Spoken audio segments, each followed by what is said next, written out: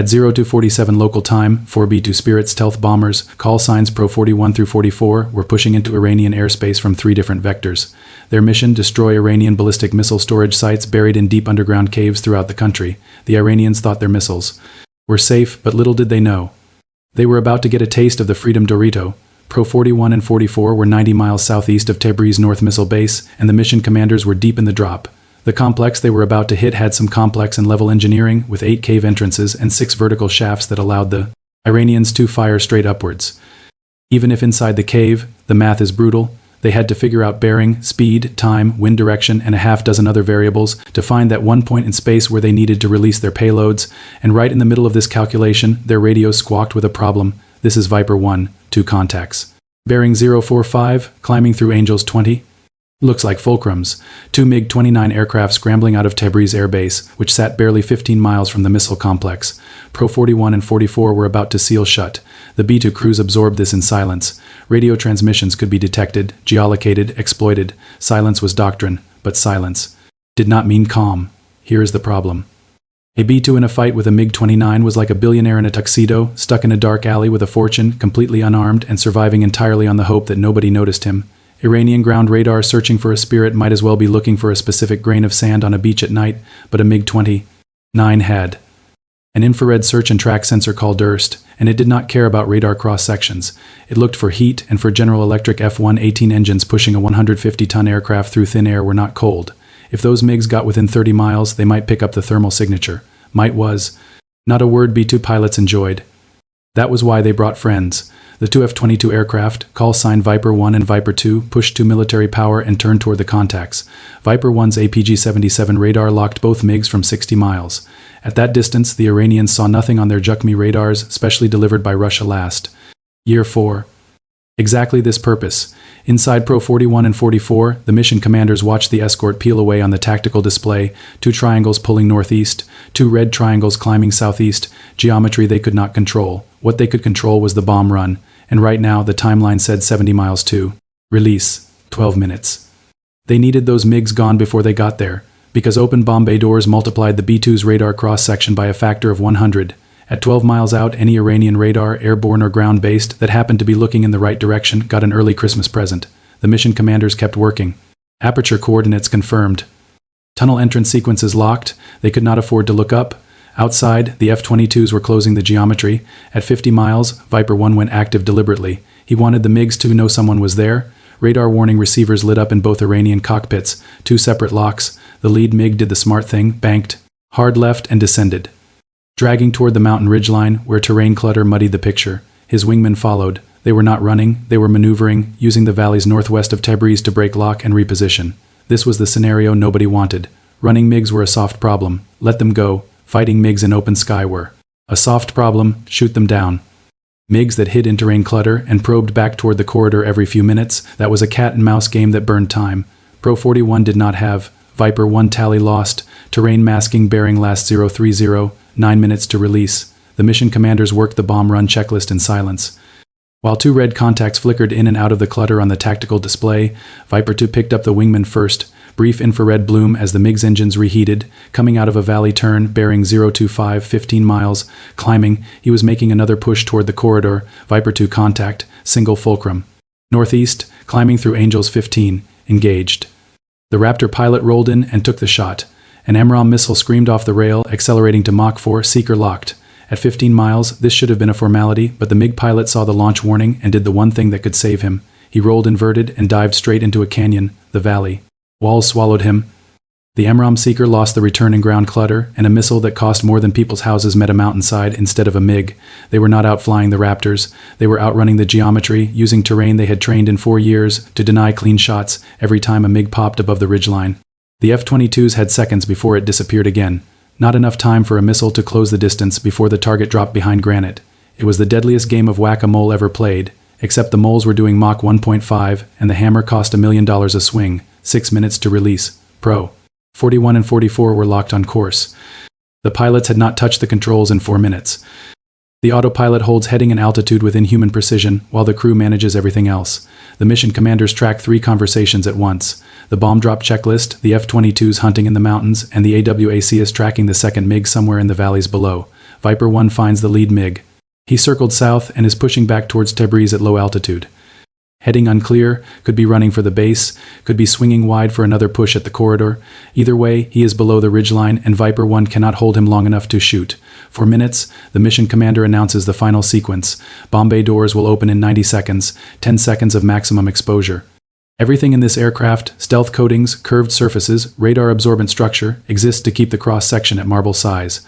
Open doors turn that marble into a barn. Viper 2 fulcrum nosing over, descending back into the terrain. The wingman broke off his second push and dived back into the valleys. Viper 2 tracks.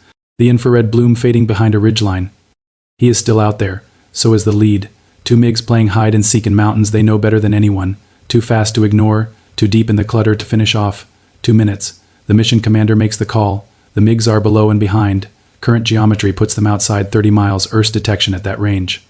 Through terrain, against a B-2 at 42,000 feet, unlikely, not impossible. Unlikely, the word B-2 crews hate. He clears the formation to proceed at 0259, bomb bay doors open, rotary launchers spin up, GPS acquisition confirmed on all weapons. Somewhere in the mountains below, 2 MiG-29 pilots are still hunting for a target they cannot see. They never will find it, but for 10 seconds, if either one happens to pop above a ridgeline with his Erst pointed at exactly the right patch of sky, the B-2 aircraft are exposed. GBU-31 bombs fall into the Iranian night. Each tail kit deploys for fins, adjusting 10 times per second, steering 2,000 pounds of hardened steel toward. Individual aim points spread across half a mile of mountain. Bomb bay doors close. The marble returns. The first 3 hit the eastern tunnel entrance at terminal velocity. 2,000 pounds of penetrator meets reinforced concrete. The entrance does not crack. It folds. Rock cascades down the mountain face, sealing the opening under. Hundreds of tons of debris. The pattern repeats across the complex, 3 on each entrance. The ceiling hatches, designed to open upward against gravity, instead collapse downward into the launch base as the penetrators punch through, then detonate inside. Pro 41 and 44 turn west, 14 hours of flight left. At $170,000 per flight hour, the trip home alone would cost more than a college education.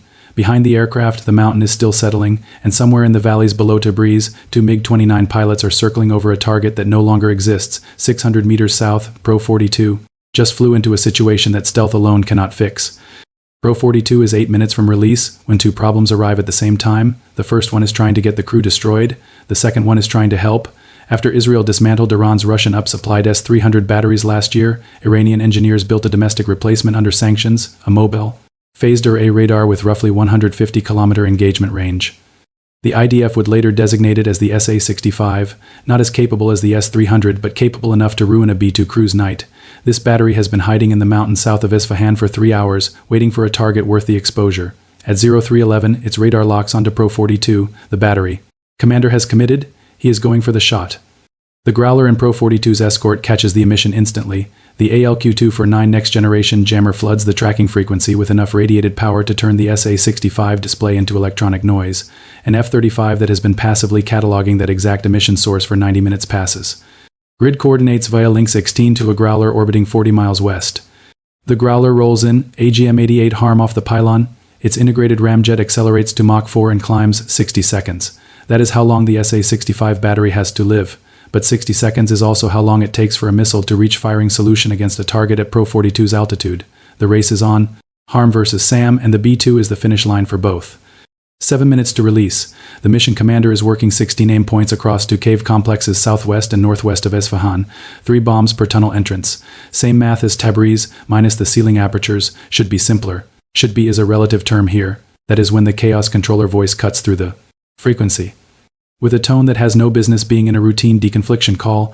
Pro 42, standby, airspace conflict corridor 2, multiple friendlies crossing the coordination line. The corridor into Isfahan was choreographed to the second, every aircraft in a box, every box separated by altitude and geography. Then for transporter, erector launchers rolled out of a cave entrance 18 miles east of Isfahan. Shahab 3 variants heading for dispersal sites. An Israeli Adir flight picked up the convoy on infrared for missiles that would be pointed at Israeli cities inside the hour. The Israeli flight lead did not ask permission. He broke east across the coordination line with his wingmen, both jets pulling toward the convoy with GBU-39 small-diameter bombs on the rails. The launchers were moving. Waiting for clearance meant losing them in the mountain passes. Say what you want about coalition coordination. When someone rolls Shahab 3 missiles toward Tel Aviv, the Israelis do not form a committee, they form a strike package. Now the mission commander inside Pro-42 is managing a bomb run, while two separate crises unfold outside the aircraft. South, the AGM-88 is 40 seconds from impact, but the SA-65 is still tracking. Its operators have not turned off the radar. Either they do not know the harm is coming, or they have decided the shot at a B-2 is worth their faces ending up on a t-shirt. The Growler is pumping jamming power into the tracking frequency, degrading the missile solution, buying seconds. But jamming degrades, it does not guarantee, if the SA-65 gets a clean enough track through the noise too. Launch before the harm arrives, a surface-to-air missile will be in the air with Pro-42's name on it. East, two Israeli stealth fighters are now inside Pro-42's corridor, converging on the same block of airspace from below, aircraft that cannot see each other on radar, because that is literally the point of their design. Three invisible jets converging on the same patch of sky is the military aviation equivalent of three blindfolded people running in a parking lot. Pro-42 at 42,000 feet, heading east. The Adurs at 25,000 feet, climbing southeast. Vertical separation real but shrinking. 5 minutes to release. The mission commander has 16 bombs, programmed to 16 aim points, and he can feel both problems pressing in from opposite sides. The Chaos Controller attacks the deconfliction first. Push 42's release point 3 miles north to open lateral separation from the Israeli jets. That means reprogramming GPS coordinates on 16 weapons while closing on the target at 8 miles a minute. The mission commander is already moving fingers across the targeting display, updating aim points one by one. He has done this in simulation nearly 100 times, never while a SAM battery is actively trying to shoot his aircraft, though. Venom status on the SA-65, the F-35 flight. Lead responds, the harm is 20 seconds out. The SA-65 is still radiating, still tracking. The jamming is holding its missile solution below launch threshold. Probably, nobody on this frequency wants to bet a B-2 on probably 3 minutes to release. The Israeli Adurs reach the convoy, the lead jet rolls in and pickles a GBU-39 on the first tell, 250 pounds, diamond-shaped wings, GPS guided. It glides 60 miles and hits the truck chassis. The Shahab 3's propellant tank ruptures. Secondary fireball whites out the infrared for 2 full seconds. The wingman is already lining up the second truck. South of Isfahan, the harm arrives. The AGM-88 G-Seeker does not care that the SA-65 operator finally switched off his radar 3 seconds ago. What the SA-65 operator did not know is that the AGM-88G has a memory like a grudge. Even with the radar off, GPS and inertial navigation guide the warhead to the exact spot the antenna was radiating from 30 seconds ago. The warhead detonates. And a year of Iranian engineering under sanctions becomes a debris field in the mountains. $1 billion air defense program answered by a missile that the U.S. Navy orders the way most people order printer paper. 2 minutes to release. The mission commander has 12 of 16 aim points reprogrammed. His fingers have not stopped moving since the Chaos Controller called the shift. The Israeli wingman hits the second tell. The remaining 2 trucks scatter into separate mountain passes. They will be somebody else's problem in an hour. Both the Adurs break south, back across the coordination line. Pro-42, corridor to open, cleared hot, 60 seconds. The mission commander finishes the last 4 aim points. He confirms the sequence, all 16 tracking to adjusted coordinates. At 0317 bomb bay doors open. 16 GBU-31 bombs fall toward cave complexes southwest and northwest of Isfahan. The mountain does what mountains do when you punch through their front doors with penetrator warheads. It collapses inward, sealing itself shut, 3 per entrance, rock and reinforced concrete cascading down to entomb everything inside. Pro-42 turns for home. 300 meters southeast, Pro-43 is closing on a target the 2 other crews did not have to deal with, a cave complex that is not sitting quiet in the dark. This one is shooting. At 0322 local time, Pro-43's crew can hear the war unfolding on the radio. The AWACS controller's voice has an edge that was not there 20 minutes ago. Clipped, fast, the cadence of someone tracking things they wish they were not. 300 meters southeast, inside a cave complex. Near calm. Iranian missile crews were feeding rounds into launch bays as fast as their automated loaders could cycle. What they did not know was that a mission commander at 42,000 feet was counting their rhythm and planning to use it against them.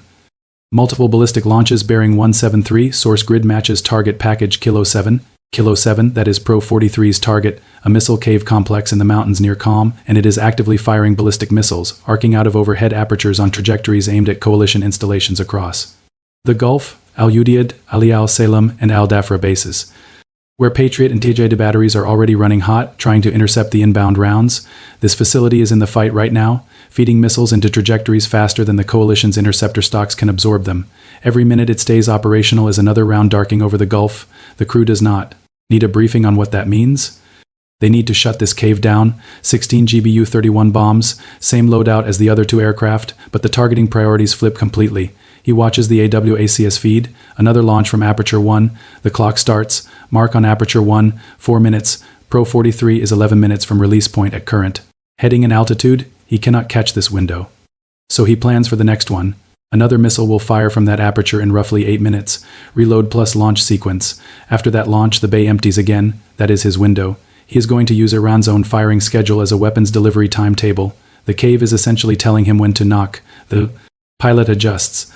Slight throttle increase, 2 degrees of heading correction. The mission commander reprograms the attack sequence. Aperture strikes first, timed in the cave's own rhythm. Tunnel entrance is last. At 0331, AWACS calls another launch from COM. The mission commander marks the time, starts the 4-minute countdown. Pro 43 cleared hot, bomb bay doors open, maximum exposure. The pilot locks in, heading altitude airspeed, hands steady on the controls. The rotary launcher cycles, GPS confirmed on all 16. The first pair of GBU-31 bombs drops toward aperture 1, 90 seconds since the last launch. The bay below is empty. The next round is still. Being pushed from the storage chamber toward the rail, the Blue 109 warheads punch through the overhead hatches and detonate inside the vacant bay. The blast crushes the automated loading mechanism, buckles the launch rail, and pancakes the inertial chamber ceiling. Nothing is firing from this bay again. 8 seconds. Later, the second pair hits aperture 2. Same timing, same result. Both launch bays wrecked between firing cycles. No controlled secondary, no scattered propellant, clean hits on empty chambers. The remaining 12 GBU-31 bombs walk across the tunnel entrances in groups of 3, eastern entrance, western entrance. 2 service tunnels for ventilation and vehicle access. Each one folds under successive 2,000-pound impacts. Rock and reinforced concrete cascading down to seal the opening shut. COM goes silent. The AWACS controller, who has been calling launches for the last hour, pauses, waits, scans. No more tracks on bearing 173, the cave that was feeding missiles into. The fight 5 minutes ago just went permanently dark. Tonight they found out why American roads have potholes. The money went somewhere else to make bigger holes. If you enjoyed this video, watch our other video covering the first day of the war against Iran. Bye for now.